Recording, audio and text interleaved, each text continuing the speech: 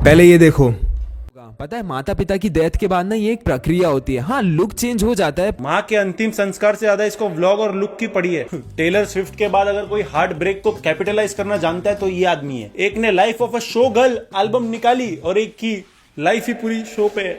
ये खुद जाने से पहले भी एक ट्राइपॉड लगाएगा। Last words, subscribe and follow me on Instagram. मेरा डाल देना आईडी।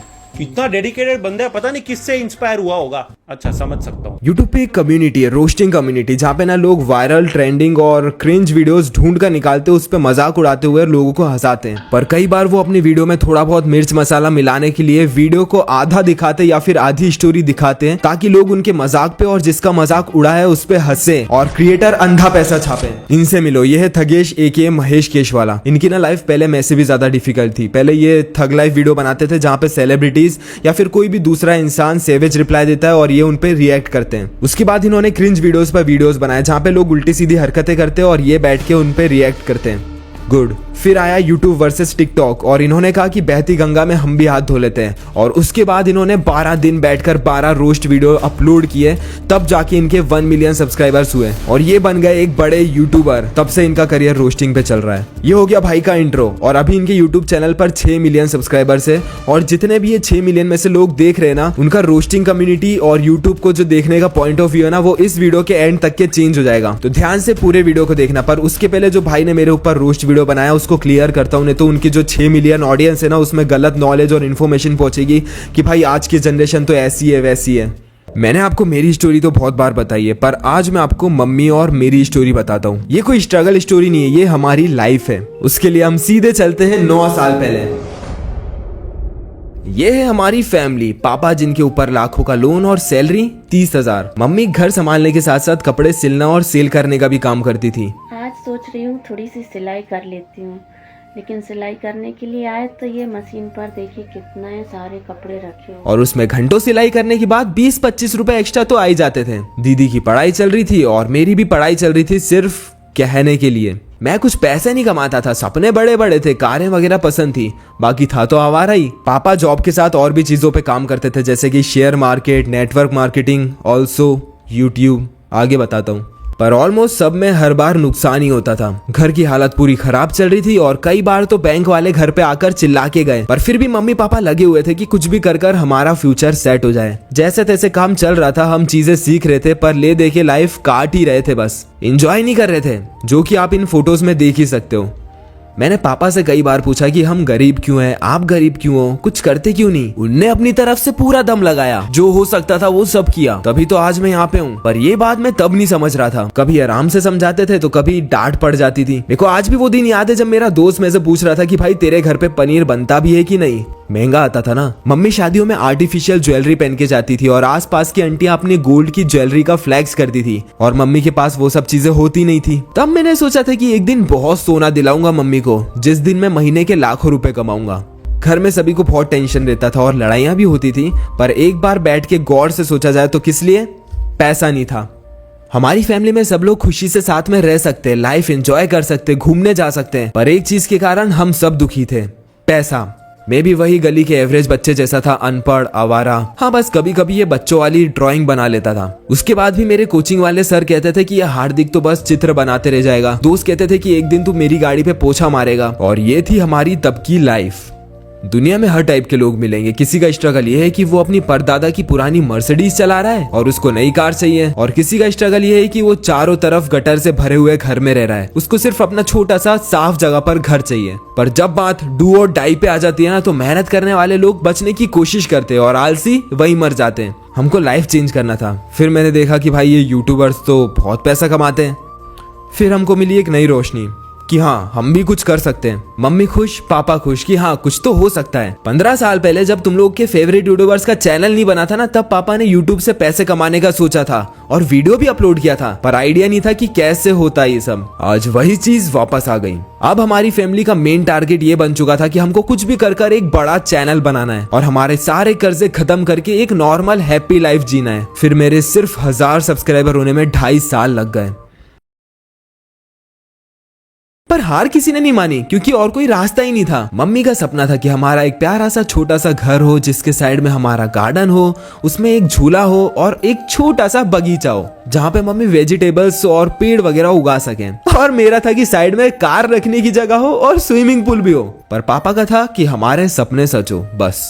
रात में सोते टाइम पलंग पे लेटने के बाद जब लाइट्स ऑफ हो जाती थी ना, फिर भी हमारी प्लानिंग चलती थी कि जब हम सक्सेसफुल हो जाएंगे तब क्या क्या करेंगे। हम प्लानिंग करते थे कि एक दिन हम अपनी कार से बाकियों की तरह ट्रैवलिंग करेंगे। टेम्पल्स में केदारनाथ, वृंदावन और सिटियों में मुंबई, दिल्ली जैसी बड़ी बड़ी सिटी जाएंगे घूमने के लिए। इंडिया की खूबसूरती देखेंगे और लाइफ एंजॉय करेंगे। इसीलिए मैं काम करते गया, दिन रात सर फोड़ के हाथ पैर मारे, दोस्तों की गालियां सुनी कि भाई ये क्या हर चीज रिकॉर्ड करते रहता है, रिलेटिव्स की बातें सुनी कि भाई इस लाइन में कुछ नहीं रखा है। कॉन्फिडेंस लाने के लिए पब्लिक में गया, दोस्तों ने कहा कि भाई सबके सामने डांस कर, व्यूज आएंगे। फटी पड़ी थी भाई, फिर भी किया। साथ में गेमिंग चैनल चालू किया और रिजल्ट 3 साल बाद भी इनकम नहीं हुई। बहुत बार सोचा कि छोड़ना यार, एक दिन सबको मरना है।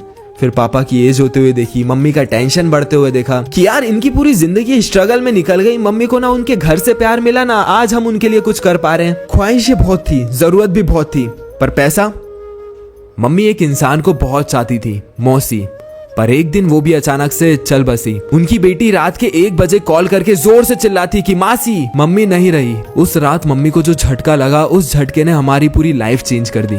अगले दिन की सुबह तक हम मम्मी को संभाल नहीं पाए। कोरोना का टाइम था, लॉकडाउन लगा हुआ था, सब अपने अपने घर में बंद थे, दुनिया की लगी पड़ी थी। और मौसी की बेटी इस बात से परेशान थी कि मम्मी उनकी बहन से आखिरी टाइम में मिलने नहीं आई। उसने भी बात करना बंद कर दिया। तब से मम्मी की हेल्थ में प्रॉब्लम आने लगी। ये थगेश कहता है ना कितना डेडिकेटेड बंदा है, पता नहीं किससे इंस्पायर हुआ होगा। देख ले भाई, वीडियोस तब भी डल रहे थे, क्यों? क्योंकि पैसा तब भी नहीं था। पापा की सैलरी, मेरे कॉलेज, दीदी के कॉलेज, घर का लोन, इसका लोन, उसका लोन, सब में पैसा जा रहा था। एक बैंक से उठाया दूसरे बैंक में। हम हमेशा बात करते थे, एक दूसरे को मोटिवेट करते थे, कहते थे कि काम नहीं रुकना चाहिए बस, क्योंकि यूट्यूब पे या फिर सोशल मीडिया पे 1 हफ्ते का गैप आपको 2 महीने पीछे फेंक सकता है अगर आप छोटे क्रिएटर हो तो। फिर एक दिन मेरे को फीवर आया, पर मैं डेली मिनी व्लॉग अपलोड कर रहा था, तो उस दिन भी मैं अपना मिनी व्लॉग एडिट कर रहा था अपने रूम में बैठकर, ऊपर वाले जो मेरा पुराना स्टूडियो था। थोड़ा सा सर घूम रहा था पर काम में उतना फर्क नहीं पड़ रहा था। फिर मैं खाना खाने नीचे गया, मम्मी पापा सोफे पे बैठे थे और उस दिन मेरी आंखों के सामने एकदम से ब्लर हो गया। सबकी आवाज ऐसी आ रही थी कि जैसे मैं पानी में डूब रहा हूँ, हाथ पैर मूव नहीं हो पा रहे थे। मम्मी और बाकी सबकी धीरे धीरे आवाज आ रही थी कि आंखें खोलो, उठो उठो उठो, आंखें खोलो जल्दी जल्दी। क्या हुआ? और मेरे दिमाग में चल रहा था नहीं नहीं नहीं नहीं नहीं, कुछ नहीं हुआ, कुछ नहीं हुआ, ठीक हूँ ठीक हूँ। उस 2 मिनट में मेरे को लगा कि अब ये अंतिम है। मैं गया। पापा, मम्मी और दीदी मेरा हाथ रब कर रहे थे, मुंह पे पानी डाले जा रहे थे, फिर जाके होश आया। उस दिन लगा कि साला जाने वाला तो यूं ही कुछ सेकंड में चला जाता है, पर अगर उस दिन चला जाता तो हमारी फैमिली जैसी की वैसी रह जाती। मेरे कुछ 8 लाख सब्सक्राइबर्स हो गए थे और तब 15-20 हजार रुपए आ जा रहे थे, पर वो सारे मैं वीडियो की क्वालिटी इंप्रूव करने के लिए गैजेट्स में लगा रहा था। फिर एक दिन मम्मी के हाथ में तेज पेन होना चालू हुआ। डॉक्टर को दिखाया तो पता चला कि मम्मी को 3rd स्टेज का कैंसर है और हम लेट हो चुके हैं। उस दिन एक नई चीज सीखी, सब लोग परेशान थे, पर अगर मैं भी ऐसे रोने लग जाता तो शायद आज कुछ और होता। मैंने सोचा आंसू बहाने से अच्छा हंसते खेलते सबको मोटिवेट करते हुए इतनी बड़ी प्रॉब्लम से हम लड़ ही लेंगे। अब मम्मी को भी कॉन्फिडेंस आ गया कि हाँ हाँ हम तो कर ही सकते हैं। पापा, मम्मी, मैं उनके वीडियोस देखते थे जो कैंसर से जीत चुके हैं, उनको देखकर मोटिवेट होते थे। मम्मी दिन में जो भी काम कर रही है, जितना भी फ्री टाइम मिल रहा है ना, सब में वीडियोस देखती थी कि क्या क्या करना चाहिए कैंसर से बचने के लिए। सबसे मोटिवेट होकर फिर मम्मी वीडियो बनाती थी और यूट्यूब पे डालती थी कि हमको कैंसर हुआ है और बाकी लोगों को भी हुआ होगा, पर वो हमारी जैसी प्रॉब्लम में ना फंसे और बेशक हमारे पास उससे पैसा भी आए, क्योंकि सबको पता है कैंसर बहुत बड़ी चीज है। लोगों के 50-60 लाख यूं ही चले जाते हैं, हमारे पास उतना नहीं था।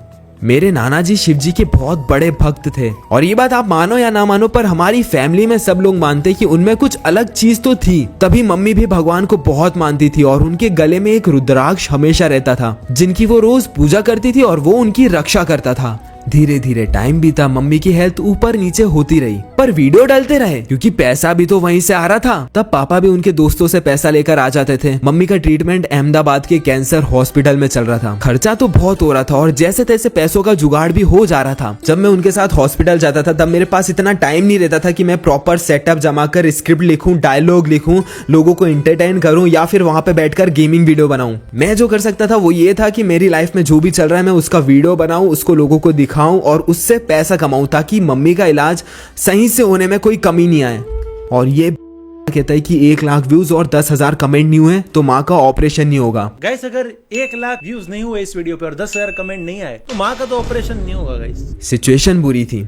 मैं भी देखता था उन लोगों को जो इमोशनल वीडियोस बनाकर सिंपैथी गेन कर रहे थे और यही सोचता था कि भाई ये चीज कभी नहीं करना है, पर ना चाहकर भी मैं से वही हो गया। इनकम होने लगी थी तो मैंने उन लोगों की बातों पे ज्यादा ध्यान नहीं दिया क्योंकि वो थोड़ी ना पैसे लाकर दे रहे हैं, आने तो वीडियो से ही है ना। पर हाँ, साथ में मैं ऑर्डर के स्केच भी कंप्लीट कर रहा था, वहां से भी थोड़ी बहुत अर्निंग हो जा रही थी। बीच में कई सारी प्रॉब्लम्स आई पर वीडियो में उतना सब दिखाया नहीं, सिर्फ हंसती खेलती लाइफ दिखाने की कोशिश करी। सब कुछ सही चल रहा था जब तक कि मम्मी सारा पेन सहन कर ले रही थी। कैंसर के पहले मम्मी पापा भी वीडियो बनाते थे कि हाँ डबल अर्निंग हो जाएगी, फ्री टाइम में हम भी लोगों को हंसाएंगे, उनको एंटरटेन करेंगे, पैसा कमाएंगे और उनको अच्छी नॉलेज भी देंगे। कई बार मम्मी मेरे को स्क्रिप्ट बताती थी कि आज ऐसा करो या आज ऐसा करते हैं। मम्मी में भी एक यूट्यूबर बनने का सपना जाग गया था। फिर कैंसर हुआ तब भी मम्मी वीडियोस बनाती थी और उनके चैनल पे बताती थी कि कैसे कैंसर से जमकर लड़ें। फिर एक दिन पता चला कि कैंसर ऑलमोस्ट खत्म हो गया है, अब डरने की कोई बात नहीं है। उस दिन हम बहुत खुश हुए। मम्मी ने 1.5 साल से कुछ खाने का अलग से नहीं खाया था, सिर्फ उनकी मेडिसिन, काढ़े और वही डॉक्टर का बताया हुआ खाना। हम अपने घर से रेंट के घर में शिफ्ट हो गए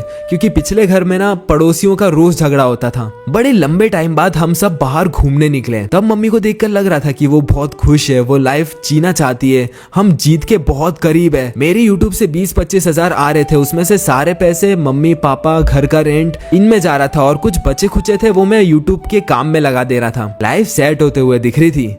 कई लोग भगवान से प्रे कर रहे थे और कई लोग गालियां भी दे रहे थे, पर मैंने सोचा था कि एक दिन जब सब कुछ ठीक हो जाएगा ना तब कभी इस टाइप के वीडियोस डालकर लोगों को अनकंफर्टेबल नहीं करूंगा। पर फिर जब हम अहमदाबाद पहुंचे तब डॉक्टर्स ने बताया कि मम्मी को लास्ट स्टेज का कैंसर हो गया है और इस बार ब्रेन में भी चला गया है। तब पापा ने मेरे को नहीं बताया था, पर फिर हम जब हॉस्पिटल में खाना खा रहे थे ना तब धीरे से बताया, ना कि मौसी की बेटी की तरह चिल्ला के। और मेरा रिएक्शन लिटरली सिर्फ ये था। दुख तो बहुत होता ही है पर कंट्रोलिंग पावर ज्यादा थी। मम्मी की हालत धीरे धीरे डाउन हो रही थी। उनको 12 कीमो लग चुकी थी और पैसे बहुत सारे लग रहे थे जो कि यूट्यूब से अरेंज हो जा रहे थे और पापा भी इधर उधर से कर ले रहे थे। हम हर 21 दिन में अहमदाबाद जा रहे, इलाज करवा रहे और घर वापस आ रहे थे। मम्मी भगवान को बहुत मानती थी और पापा भी रोज भगवान के सामने घंटों बैठे रहते थे। किसी ने कहा भूतनाथ महाराज के पास जाओ, वहाँ जाकर बुरी से बुरी हालत वाले भी ठीक हो जाते हैं। वहाँ गए, उन्होंने जो कहा वो किया। साथ में आयुर्वेदिक ट्रीटमेंट भी चल रहा था। तभी मम्मी 3rd स्टेज के बाद भी 2 साल सर्वाइव कर पाई। और थगेश कहता है कि ये मेहनत नहीं कर सकते। मैं हमेशा उनकी वीडियोस नहीं डालता था, मैं ज्यादातर फनी व्लॉग्स बनाता था। मेरा कंटेंट मम्मी को दिखाकर नहीं चल रहा था, पर हाँ वो लाइफ का एक हिस्सा था इसलिए मैंने दिखाया। फिर एक बार ब्रेन का कैंसर खत्म करने के लिए मम्मी की रेडिएशन थेरेपी हुई। उसके बाद तो हम सबका दिल और दिमाग हिल गया भाई। वो लाइफ का सबसे डार्केस्ट पार्ट था। मम्मी भूल जा रही थी कि वो क्या कह रही है। 2-2 दिन निकल जा रहे थे मम्मी के साइड में बैठे बैठे समझाते समझाते कि हम उनके पास ही है। मम्मी चाह रही थी कि वो अपने हाथों से खाना खिलाकर हम सबको खिलाए जैसे वो पहले खिलाती थी। वो चाहती थी कि मेरे को बर्तन ना मांजना पड़े, दीदी को खाना नहीं बनाना पड़े। पापा 4-4 दिन ऑफिस नहीं जा रहे थे। मैं अगर जिम के लिए निकल जाऊं तो मम्मी रोने लगती थी कि उसको वापस बुला लो, मेरे पास ही रहो। वो अपने जितने भी थोड़े बहुत गहने थे वो लाकर दे रही थी कि ये लो काम आएंगे। मेरे में दम नहीं था कि मैं उस चीज का वीडियो बनाऊं और अपलोड करूं, ना कि ये दम था कि मैं लोगों को हंसाऊं फनी व्लॉग्स बना के। फिर भी मैं काम कर रहा था क्योंकि हमको नहीं पता था कि ये एंडिंग है। ऐसे ही पकड़ के मैडम, कोयला करना पड़ता है उसको।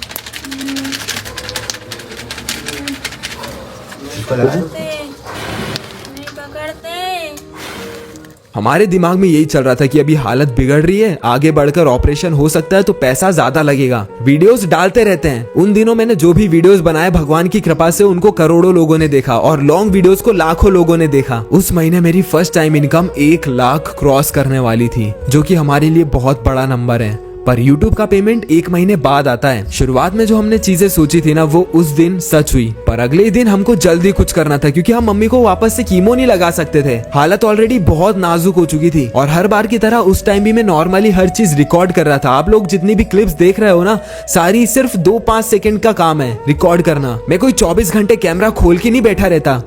हम मम्मी को छत्तीसगढ़ ले जा रहे थे और वो हमारी लास्ट होप थी क्योंकि वहाँ पे एक बहुत बड़ा आयुर्वेदिक हॉस्पिटल है कैंसर का और छत्तीसगढ़ हमारे घर से 1100 किलोमीटर दूर है। हमने कैब बुक करी और वहाँ जाने के लिए 20,000, वापस आने के लिए 20,000 और एक दिन का वहाँ पे कम से कम 12,000 चार्ज था। तब तक मेरी सैलरी नहीं आई थी पर फिर भी हमसे जितना हो पा रहा था हम लगा रहे थे। इमरजेंसी में हम ज्यादा से ज्यादा 10-15 लाख जमा कर पाते, पर सब कुछ बेचने जाते उसमें बहुत टाइम लग जाता और कैंसर हॉस्पिटल्स 50-60 लाख भी मांग लेते हैं। है और ये हमारा सबसे बड़ा डर था कि भाई पैसे कम नहीं पड़ जाएं। रास्ते में मैं एक पॉपुलर इंग्लिश लर्निंग ऐप से ब्रांड डील कर रहा था जिसके मेरे को 20,000 रुपए मिले। मम्मी पहले आयुर्वेदिक हॉस्पिटल में थी, वहां मम्मी ने खुद पूछा कि वीडियो बनाया, इसका बनाओ, जबकि आवाज मुंह से निकल नहीं रही थी। तब मैंने जाकर हॉस्पिटल के बाहर बैठकर और वहां के गार्डन में घूमकर एक व्लॉग बनाया। Hello guys, welcome back to my new vlog. तो भाई आज की सुबह हो रही है पंजाब में, और ये पंजाब मतलब ये हॉस्पिटल है, हॉस्पिटल का गार्डन है। अभी ना मम्मी ये वाले हॉस्पिटल, ये वाला दिख रहा है ना, यहाँ पे है और मैं अभी बाहर निकला हुआ हूँ। भाई हल्की हल्की बारिश हो रही है। मैंने सोचा यार यहीं से व्लॉग स्टार्ट कर दिया जाए, क्योंकि यार अभी तो यहाँ पे 8-9 दिन यहीं पे निकलने वाले हैं। ये देखो गाइस, गार्डन बढ़िया है बट यार बारिश हो रही है। भाई अभी सिचुएशन ऐसी है ना, देखो हॉस्पिटल में मम्मी है और वहाँ पे जो खाना मिलता है ना वो अभी होने वाला है 2 से 3 बजे तक के। मतलब ऐसा मान लो कि अभी अंदर खाना है ही नहीं और बाहर जाने के लिए मेरे को यहाँ से 1 किलोमीटर दूर जाना पड़ेगा खाना खाने, और कल रात से कुछ खाया ही नहीं। अभी बहुत भूख लग रही है पर यार मैं जा ही नहीं पा रहा हूँ। गाइस मैं से तो और नहीं रहा जा रहा, मैं तो जा रहा हूँ यार कुछ खाने का इंतजाम करने। पैदल ही निकल गया अभी, भाई दूर दूर तक ये खाली रोड है यार। मेरे को डर लग रहा है क्योंकि कल जब हम यहाँ से आ रहे थे ना, यहाँ पे 10-15 कुत्ते लड़ रहे थे। मेरे को कुत्तों से बहुत डर लगता भाई, अकेले जा रहा हूँ अभी तो। भाई अभी तो मैंने यही ले लिया है, फल्ली दाने, पीनट। इट्स नॉट फन, कहने में बड़ा अच्छा लगता है कि व्लॉग बनाते, गेमिंग वीडियो बनाते, व्यूज आएंगे, लोग देखेंगे। हाँ महेश भाई, अगले दिन आयुर्वेदिक हॉस्पिटल में पता चला कि कैंसर बढ़ रहा है, उनको प्राइवेट हॉस्पिटल शिफ्ट करना पड़ेगा। तुमको पता है ये वाले चादर में ना करंट दौड़ता है। मेरे को तो जब पापा ने बताया ना, मैंने बोला भाई मैं तो सो नहीं रहा भाई, मेरे को नहीं सोना यहाँ पे, मैं नीचे सो जाऊंगा कहीं पर, करंट वरेंट लग जाएगा फालतू। पर फिर बताया कि 0 वॉट का करंट रहता है, मतलब कम रहेगा, बहुत कम। इसके पीछे तार भी लगा हुआ है, पीछे साइड इसमें तार भी लगा हुआ है। खैर गाइस अभी नाश्ते का टाइम हो गया, बट यार अभी सारे पेशेंट ना नीचे गए हुए हैं मम्मी को छोड़ के। मम्मी और पापा अभी आईसीयू में है, तो वो मम्मी को वो बोला गया है ऐसा ऑक्सीजन का, उनको ऑक्सीजन लेने में थोड़ी सी प्रॉब्लम हो रही थी इसलिए। और इतना सब होने के बाद ना दिमाग में यही चलता है कि नहीं हम कर लेंगे ना, हमारे आ रहे हैं ना पैसे हॉस्पिटल, मतलब अच्छे से अच्छा बड़ा सा बड़ा हॉस्पिटल ले चलो, पर ठीक कर दो, फिर चाहे यूट्यूब पे नंगा नाच करना पड़े।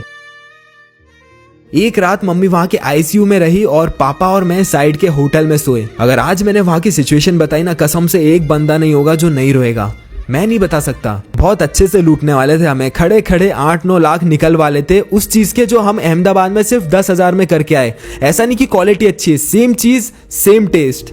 अगले दिन रिपोर्ट में पता चला कि मम्मी की सारी चीजें खराब हो चुकी है और उस हॉस्पिटल में सिर्फ टेस्टिंग के 51,000 लगे। पैसे गिना रहा हूँ क्योंकि सारा खेल पैसों का है, आने में, जाने में, खाने में, खिलाने में, रहने में, सोने में और जिंदा रहने में, हर चीज में पैसा लगता है। वो हमारे पास बड़ी मुश्किल से आ रहा था। जिसके पास आसानी से आ जाता है ना, उसको वैल्यू नहीं पता। ये अमीर लोग कहते हैं कि ये व्यूज के लिए ये कर रहा है, व्यूज के लिए वो कर रहा है, क्योंकि ये असली में इनके पूरे करियर में व्यूज के लिए भूखे थे। मैं नहीं देखता किसी को कि ये सिर्फ अकेले व्यूज के लिए कर रहा है, होगी कुछ जरूरत पैसों की, नहीं तो फेमस तो खाली कमरे में खड़े होकर किसी की बुराई करने में भी हो जाते हैं, है ना।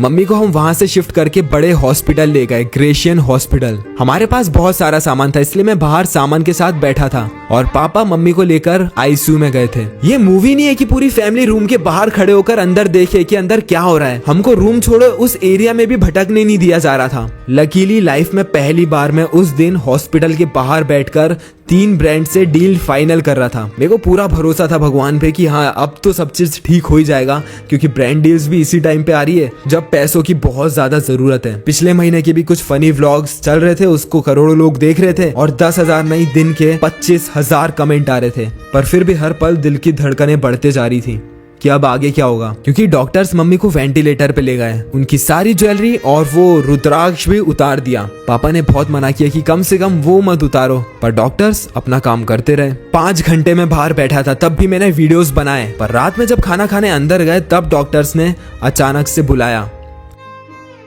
तो भाई अभी यहाँ पे खाना चल रहा है, अभी पापा भी खा रहे थे बट उनको अर्जेंटली बुला लिया है आईसीयू में। अभी मम्मी ना हमारे दूसरे हॉस्पिटल में आईसीयू में है, तो अभी फ़ोन आया है तो अर्जेंटली बुला लिया है। तो अभी पापा गए, खाना छोड़ दिया थोड़ा सा, एंड देन वहाँ बहुत अनएक्सपेक्टेड हुआ।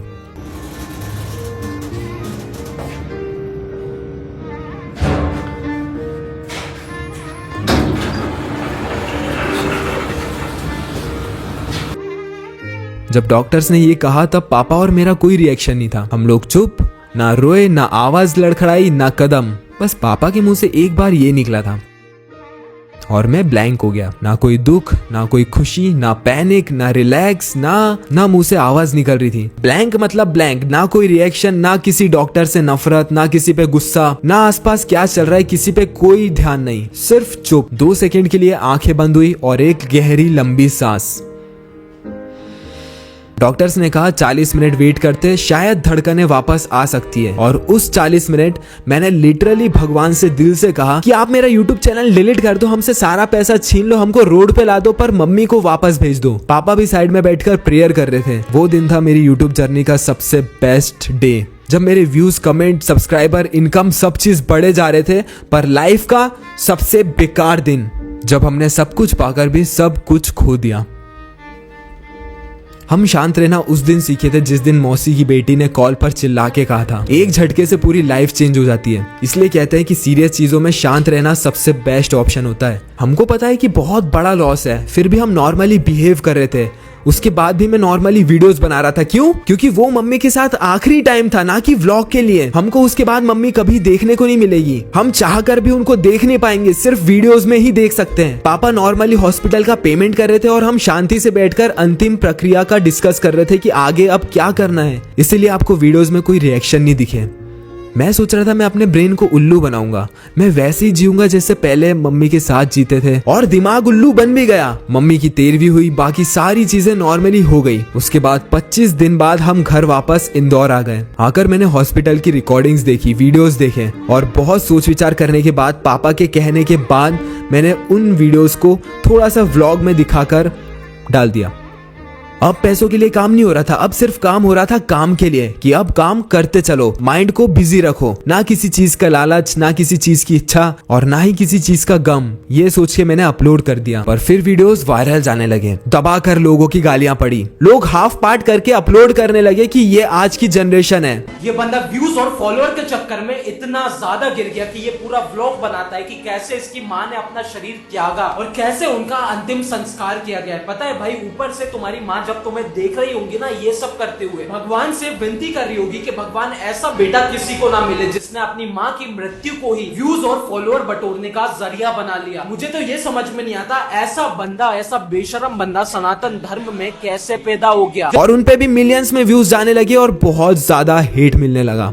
हम दिमाग को कंट्रोल कर सकते हैं पर दिल को थोड़ी ना। आज 4 महीने हो गए पर आज भी वही सारे सपने आते, वही सारे नजारे दिमाग में चलते रहते हैं। मम्मी एक बार रात के 2 बजे सीढ़ी पे बैठकर रो रही थी कि मैं इतनी लेट काम क्यों करता हूँ, सोने क्यों नहीं चलता। और आज उन नॉर्मल सीढ़ियों को देखकर मेरे को रोना आने लगा। कितना अच्छा लग रहा है लगाने के बाद। रोज लगा लिया करो। हाँ रोज लगाऊंगी, बहुत अच्छा लग रहा है। फिर सोचना मैं कुछ भी।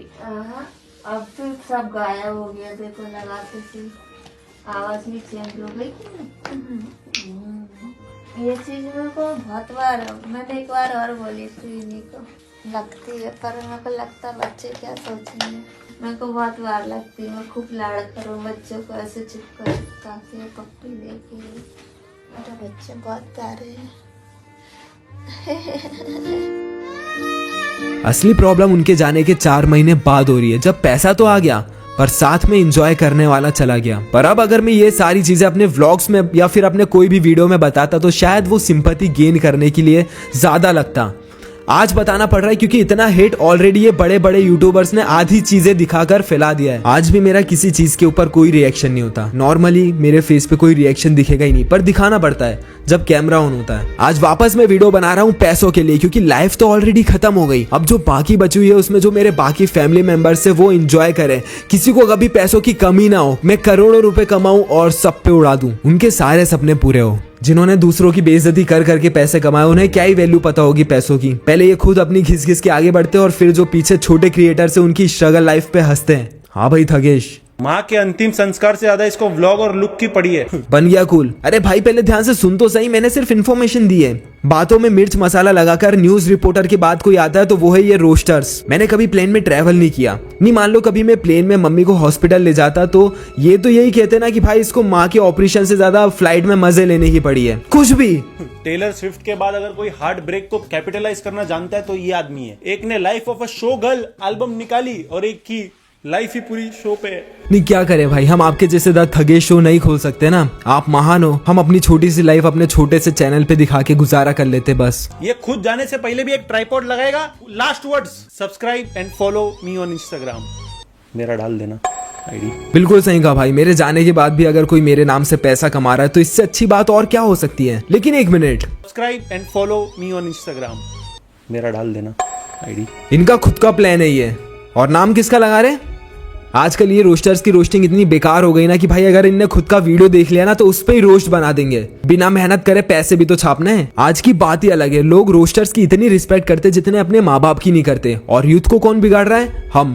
कंटेंट के लिए ये लोग कुछ भी कर सकते हैं सिवाय मेहनत। ये बात तो आप पे भी लागू होती है। स्ट्रगल स्टोरी तो आपने भी बनाई थी ना 1 मिलियन सब्सक्राइबर्स होने पे, और फिर भी उसका मजाक उड़ा रहे हो। पहले मैं लोगों की स्टोरियां सुनता था मोटिवेट होने के लिए कि मैं भी यूट्यूब पे कुछ करूंगा, और आज जब मेरी थोड़ी सी कोई स्टोरी बनी है तो मैं वो सुनाता हूँ लोगों को मोटिवेट करने के लिए, ताकि वो भी अपनी लाइफ में कुछ उखाड़ें। सोशल मीडिया सिर्फ लाइक, कमेंट, फॉलोअर्स, सब्सक्राइबर्स के लिए नहीं होता। माना कि आपने फन के लिए खोला था, पर मैंने पैसों के लिए। व्यूज का भूखा तो नहीं, पर हाँ पैसों का भूखा कह सकते हो। मेरे मुंह पे 100 करोड़ रुपए फेंक के मार दो अब भी की अब भी, पूरा सोशल मीडिया डिलीट कर दूंगा मेरा। मैं बहुत पहले से देख रहा हूँ आपकी वीडियो और आपकी कॉमेडी पे हंसता भी हूँ, और आपका जो 1 मिलियन वाला वीडियो था उसको देखकर मोटिवेट भी हुआ हूं। पर अब आपको इस वीडियो का रिप्लाई देना हो या ना देना हो, पर अब कोई नेगेटिव रिस्पांस नहीं आना चाहिए, वरना महाभारत और रामायण साथ में होगी। और आप लोगों को भी थगेश भाई को हेट देने की जरूरत नहीं है, क्योंकि रोस्टर्स को भी मेहनत लगती है एक जगह खड़े होकर लोगों की हरकतों पे रिएक्ट करने में। See you on the next video, bye.